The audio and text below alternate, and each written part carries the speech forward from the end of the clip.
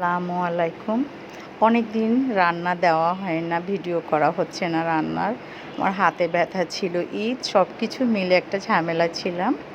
আজকে আমি রান্না করলাম হাতে মাখায় গরুর মাংস আলু দিয়ে, কাঁচামরিচ শুকনো মরিচ কেটে দিয়ে একটা হাতে মাখা মাংস রান্না করছি।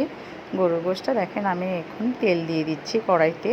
আমি যে চুলাটা না জ্বালায় আগে হাতে মাখায় নিচ্ছি। এখন আমি তেল দিয়ে দিচ্ছি, দিয়ে এখন আমি দিব তেজপাতা, লবঙ্গ, দারচিনি, এলাচ সব কিছু মিলে এটাকে দিয়ে দিলাম। এখন এখানে আমি দিয়ে দিচ্ছি শুকনো মরিচ কেটে নিলাম, পেঁয়াজ কুচি, এরপর আমি নিলাম রসুন বাটা, আদা বাটা, পেঁয়াজ বাটা, জিরা বাটা, এটা আমি নিয়ে নিচ্ছি। এখন আমি নিব ধইনের গুঁড়ি 2 চামচ, তারপরে নিব আমি লবণ, এরপরে আমি দিব ঝালের গুঁড়ি। ঝালটা চিড়ে দিছি, এই জন্য একটু ঝালের গুঁড়িটা একটু কমাই দিছি। আর এখন মশলাটাকে সুন্দর করে আমি হাতে মেখে নিব, সুন্দর করে আর কি হাতে মেখে নিচ্ছি। আমি জানি না কেমন হয় ভিডিও, নিজেরটা নিজে বলা যাচ্ছে না, তো সব কিছুই আপনাদের পরে আমার ভিডিও ডিপেন্ড করে। এবার আমি গোশটা দিয়ে দিচ্ছি, দিয়ে আমি এখন হাতে মাখায় নেব, এটাকেও সুন্দর করে হাতে মেখে নিব আমি।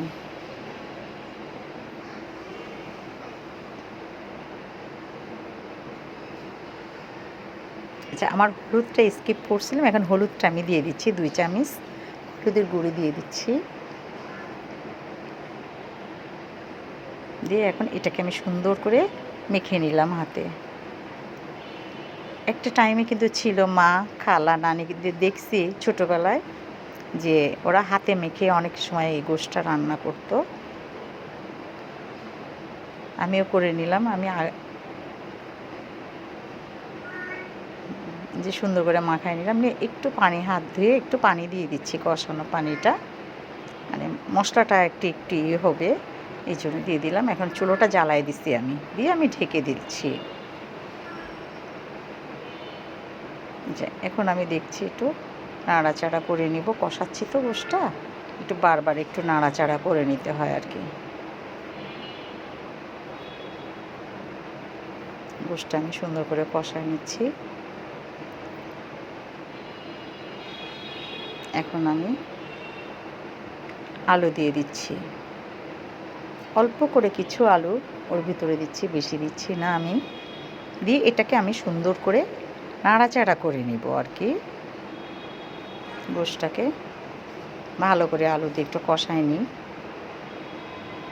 এখন আমি আবারও একটু পানি দিয়ে দিলাম, জিরার পানি, ওটা দিয়ে এটাকে দিয়ে আমি এখন ঢেকে দিব আর কি। ঢেকে দিলাম। এখন আমি ঈদের সময় রসুন দিয়েও রান্না করছি, সব কিছু দিয়ে রান্না করছি গরুর গোশ, ওটা দেখানো হয়নি। আমি আর এক সময় দেখাবো, সাদা গরুর মাংস রান্নাও দেখাবো আপনাদের। আপনারা দোয়া করবেন, আমার পাশে থাকবেন, আমার পাশে, আমার 10টা বিড়ালের পাশে সবাই আশা করি আপনারা থাকবেন। এই দেখেন আমার রান্নাটা কিন্তু হয়ে গেছে, দেখছেন? এই হচ্ছে আমার ফাইনাল লুক। দেখেন কি মজাদার একটা খাবার, মন চায় বারবার শুধু আমের আচার দিয়ে খেতে, আরও মজা ভাত দিয়ে।